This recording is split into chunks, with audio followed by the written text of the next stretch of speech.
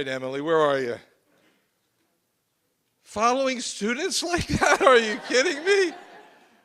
Dr. Alois, it's great to see you again, obviously continuing to do great things for education here in this district, as you did as part of our team at the Department of Education. You know, as I walked in the room, and I was greeted at the front door by our safety and security team. They told me that they're in charge, they're our bouncers today, so to speak, and proudly wearing their sashes and badges. I had a sense that this was going to be something different, and it certainly is something that makes what those of us who are elected officials, and I want to thank all the elected officials standing behind me for being here and for their leadership in the House and the Senate. We'll hear from the Senate and the House chairs of the Education Committee as well. We appreciate the partnership, and we appreciate your being here. What we do as elected officials is hard, but events like today, where we get to see the future in front of us, make it all worthwhile. As I was looking over my notes, coming here, I thought there was only one Freeman Williams. And he was a guy who was a star basketball player for Christiana High School back in the day, before maybe before you were born, and took their team to the state championship game in 1970. Came up a little short to a high school that doesn't exist anymore, DeLawar High School, won the back-to-back state championships. And that Freeman Williams is right there. The older version of this Freeman Williams, who is the principal here at Stokes Elementary. You are a lucky man to have this fella. Pretty good ball player too, there you go. The apple doesn't fall too far from the tree. Freeman, it's good to see you with us in good health. On Thursday, as you all know, I have the opportunity to give my annual State of the State address, and I hope that obviously the legislators will be there and the rest of you will tune in as well. The announcement today, though, we thought, with respect to our education priorities, can't wait until Thursday. Last year at the Delaware Teacher of the Year ceremony, I said something I think that bears repeating today, and that is that some jobs are really hard, some jobs are really important, and teaching is both really hard and really important. And I know we have a number of teachers in the room. They were quizzing me about what the announcement was all about today. And I said to them, I hope you can support it with us. It's been especially challenging, as we all know, during the last 2.5, 3, feels like 10 years of COVID-19 pandemic. And so I'd like all of us to take a minute to thank our educators for what they've done inside and out of the classroom.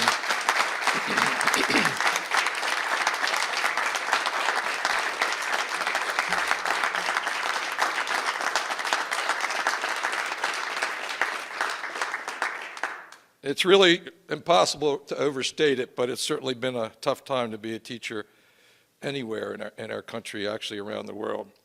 At the same time, we have a significant number of teacher vacancies in schools across the states for all kinds of different reasons. And we know that there's a significant teacher shortage across the nation for some of the same reasons. And so what that's created is a competition for teachers that are available, a competition that's incredibly intense.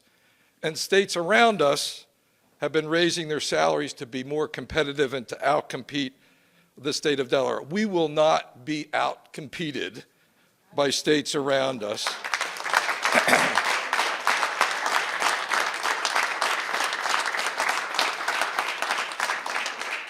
I'm sure there are English teachers in the room that tell me that's not the right way to say that.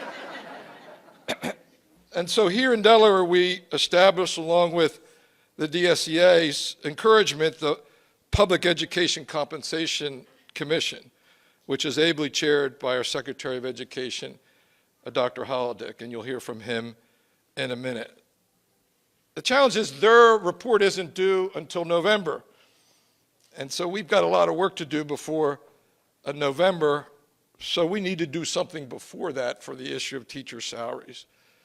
And so in light of that, my budget that I'll present next week will contain significant salary increases for the teachers in our state.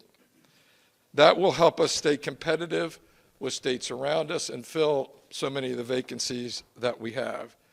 It will ensure that the best talent comes here and stays here to help the children succeed. At the end of the day, that's what this is all about. At the same time, our teachers need the resources necessary to get their students, all of their students, no matter where they come from, to get them where they need to be. Reading at grade level in third grade, doing math proficiently by middle school, and graduating high school ready to go to college or into a career. And we talk about that and try to keep a focus on that as much as we can. Children can't reach those goals unless they have the necessary tools.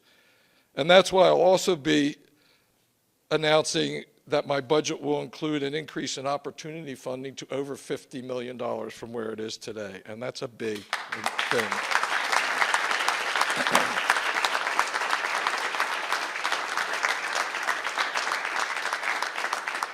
For those of you who don't know what opportunity funding is, it provides what is called weighted student funding, extra funding for children from disadvantaged backgrounds to provide classroom support for these learners in our schools. And we know that they need the extra help. Across the state, this funding has meant different things for every different school, and I expect here as well. It's meant new counselors in schools, and our majority leader in the House has championed that effort, and we appreciate our partnership there.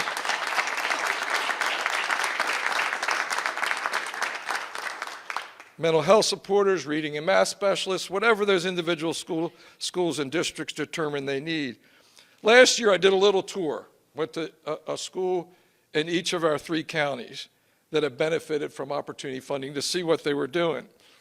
At my visit to Lake Forest South Elementary, not too far from here, I met with a classroom of students who actually told me that math was their favorite subject. I don't hear that often. I hear it increasingly here. It came to a surprise for me. Somebody that was formerly the Secretary of Finance, that was kind of pretty cool. The students told me, though, that math was fun because their teacher made it fun. Because their teacher made it fun. And that's what good teachers do. They make learning fun. They challenge their teachers to learn. They find ways to get their students where they need to be. And so I look forward to seeing what our teachers do with this next increment of opportunity funding. Finally, we'll be investing additional funds in the Wilmington Learning Collaborative. And I know we have, where's Don? There he is. Don, who's Don Patton, who's one of the members of the WLC board. They just had their first meeting last week. The WLC is designated to support the children in the city of Wilmington, our state's largest city. And it will empower educators to be more involved in the decision making and provide the basis for these students to be successful. As many of you know, or maybe probably don't know, I was raised by 2 educators. My dad actually and mom moved here to Delaware in the 1950s so that my father could take a job at Mount Pleasant Middle School. Somebody else went to that school. I don't think your paths crossed. And I know from my experience with my parents the difference a good teacher can make in the life of a son and daughter. They had 9 of them, not sons, five daughters and 4 sons. I also know a difference a good teacher can make in the life of a student. And that's why we believe, as everyone I think in this room does, that teachers are central to whether we're going to improve education here in our state. We want to attract the best teachers to Delaware schools and keep them here. And the competition for those teachers is intense, as we know. I'm confident that with the support of like teachers in the back of the room who we talked to earlier, that we can get this done working together. One of the things that I believe we do best here in Delaware is work together when we have a common goal. So I want to thank the leaders that are here, chairs of the House and Senate Education Committee, the other legislators who've joined us as well, for being here and for your support in our budget in this next initiative. And now I'd like to turn things over to Secretary Holodick. He has been one of those teachers in our state. He's been in principal at two ends of the state, and then formerly the superintendent in Brandywine School District, and now our Secretary of Education and the chair of the Educator Compensation Commission, Dr. Mark Holodick.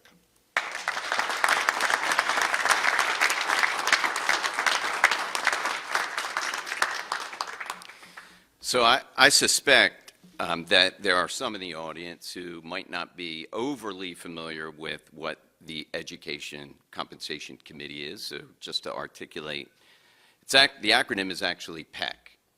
Not surprising that we have an acronym in education.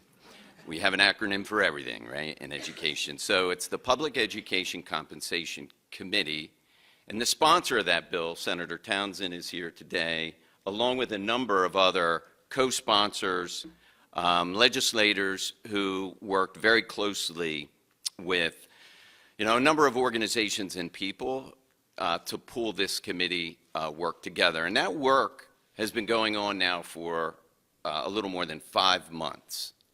And in looking at the data that we've received in preparation for meetings, some data that looks at national trends in terms of, the governor had mentioned, the number of vacancies in school, the challenges our schools across the country and districts are facing with filling those vacancies, losing a number of teachers, some of which are leaving the career much earlier than we can afford. Lots of challenges nationally, but those same challenges exist here in Delaware.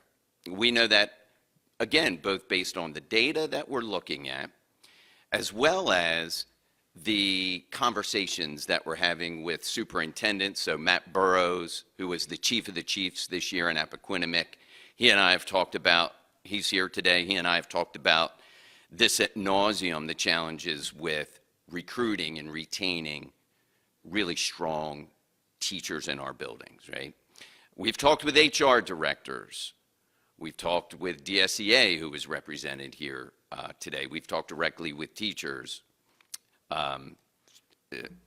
HR directors and beyond, right? And they are all telling us the exact same thing, which is we need to be really thoughtful and incredibly creative. And they've pushed us, both directly and indirectly, on this committee to really think thoroughly and thoughtfully about the recommendation that we're charged to make to the governor in November of 2023.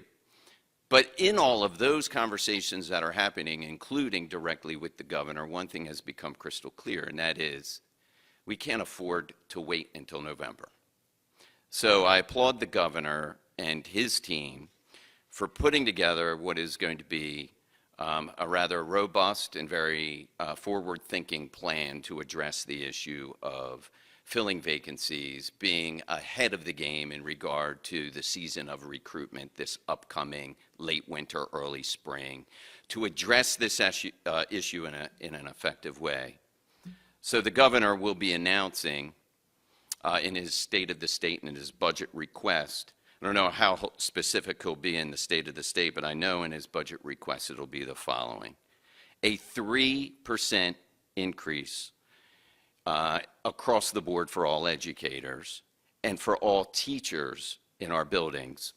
Those educators who are working directly with kids and families, an additional 6%, to total a 9% increase.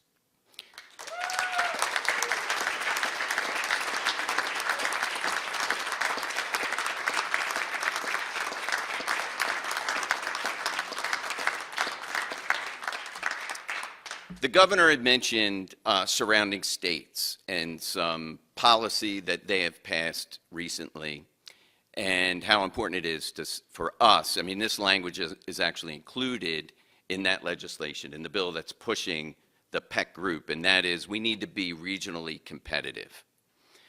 We have work to do. The data that I referenced earlier, it tells us we have work to do in that area, not just with teachers, but with other employee groups who, by the way, we are looking at right now and will be making recommendations for come November. With that said, these increases help us become immediately competitive right now, and again, help our schools not only recruit, but also retain. Because I can't help but think this signals to educators that they are incredibly valued here in Delaware, and that this administration, working with the General Assembly, wants to do something to positively impact the challenges we're facing this year. So I thank the governor and his team and very much look forward to the work ahead with the PEC committee. And I'm going to turn it over next to one of the PEC committee members, and that's the chair of the House Education Committee, Representative Williams.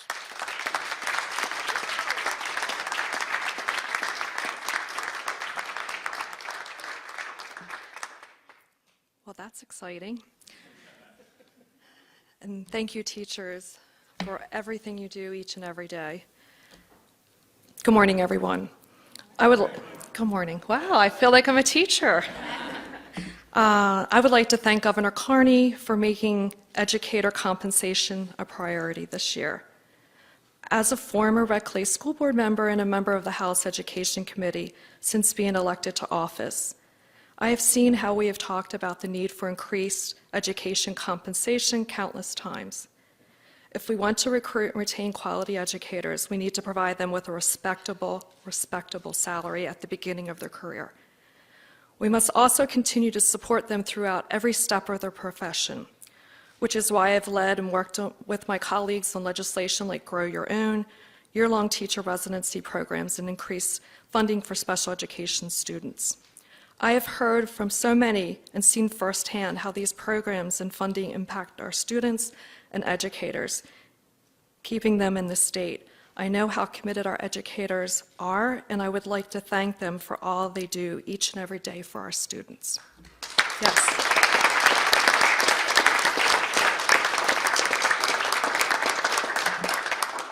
This is the most important thing, I think.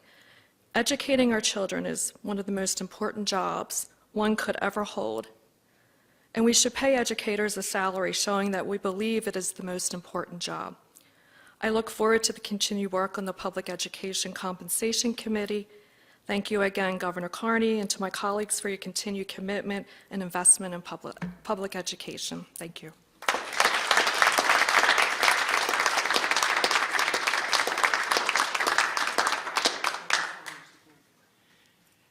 And the next speaker will be the chair of the Senate Education Committee, Senator Sturgeon.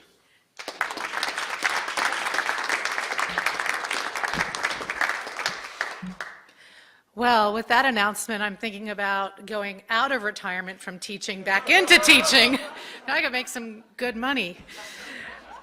I don't know if any of you watched any football this weekend, but let me tell you, with this proposal, we are moving the ball down the field. Between today's announcement and with the Public Education Compensation Committee, what we will recommend at the end of this year, we will finally be in a place here in Delaware where our teachers are paid what they deserve. No one becomes a teacher to make a lot of money. You become a teacher to make a difference. But your ability to make that difference in the lives of your students is seriously impaired when your school is short-staffed, creating ballooning class sizes, impossible caseloads, diminished wraparound supports. Today, we begin to right this ship, and I am so grateful to Governor Carney and his team for recognizing that paying teachers a competitive salary is a critical part of the solution. We know that the single most important factor outside the home of a child's academic success is the classroom teacher. We know classroom teachers are content experts, skilled in delivering instruction in an engaging and comprehensible manner, breaking down complex concepts into smaller parts and doing so with patience, encouragement, and care. We know classroom teachers nurture their students' innate love of learning by sparking their curiosities, while at the same time nurturing students' hearts, breaking down defensive walls, and building up trust. And often, teachers are helping students meet basic physical needs as well. Teaching is at once the most demanding and rewarding of callings, and a child's interactions with their teachers can shape them for the rest of their lives. And so it is only fitting that we lift up our education workforce with salaries and benefits that reflect how greatly we value you. But this is only the beginning. We know that pay matters, but working conditions matter too. Adequate daily duty-free planning time, appropriate class sizes to be able to meet each student where they are socially, emotionally, and academically, appropriate caseloads for special ed teachers, natural proportions in inclusion classes. These are all things we need to do to continue moving the ball down the field. Getting us to our ultimate goal, and that is an education system that works for all students because teachers are supported, are paid, are given time during the day to take care of all their extra responsibilities like calling parents and grading papers and planning lessons, and where teachers know that they are making a difference because their working conditions and their students' learning conditions, which are one and the same, are nothing short of excellent. Thank you.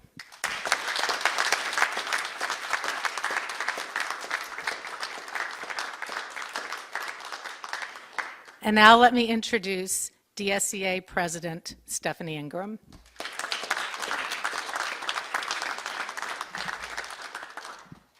Thank you for the opportunity to speak today. I cannot tell you how happy I am to be here.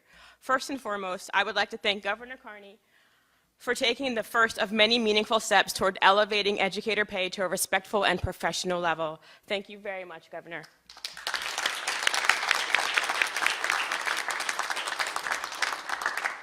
The educators of Delaware, thank you as well. For decades, our public school educators have worked under difficult circumstances to meet their students' needs with far too few resources and too little planning time. At the same time, educators had been vastly undercompensated as a profession compared to other professions with comparable education and training requirements. Similarly, the wages and benefits for many education support professionals, our ESPs, can no longer compete with jobs outside of education. The educator shortage crisis is real and is the result of numerous factors not controlled by educators. This important introductory commitment to increasing educator pay is one of the many strategies needed to address our situation that we have been asking for. So thank you again for recognizing the issue. I am honored to be here today representing Delaware's educators, and I am incredibly appreciative that the governor is taking these steps forward and recognizing the importance of making our Delaware educator compensation system more competitive. This is the first of many steps that will need to be taken in elevating educator pay, and we stand ready to continue to work with the governor and all of our legislators to achieve respectful and professional salaries for all educational employees, not only our classroom educators and specialists who work diligently to teach and reach our students and help them excel, but for the transportation workers who safely bring the students to and from school campuses, for the nutrition service workers who make delicious meals served at our schools, for the secretaries who keep the schools running efficiently in the front offices and behind the scenes, for the custodians who keep the schools safely maintained, and for the paraprofessionals who provide service and supports for our students to help them reach their goals and aspirations in and out of the classroom. There is much more work to be done to make and to keep our educator salaries competitive. We continue to be in those conversations to determine our next steps, and I know that together we here in Delaware can make it happen.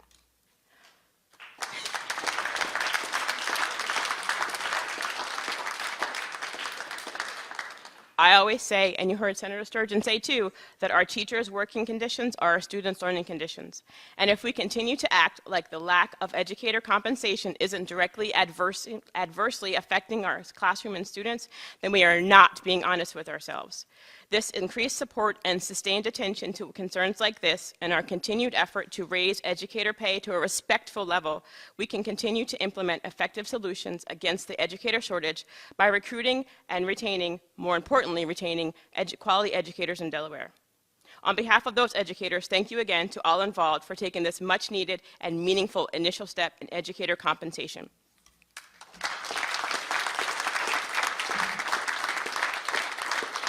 And thank you. At this time, I'd like to turn it back over to Governor Carney.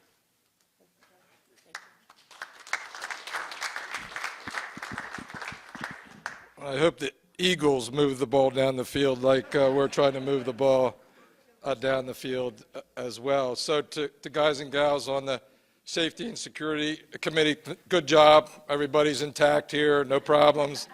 We appreciate you being here. To our teachers, thank you for the work that you do every day. As you heard from all the speakers, what you do is so incredibly important to the education of our children in our state. And I want to thank all the folks behind me, legislators in particular, legislative leaders, committee leaders, new leaders in the House and the Senate.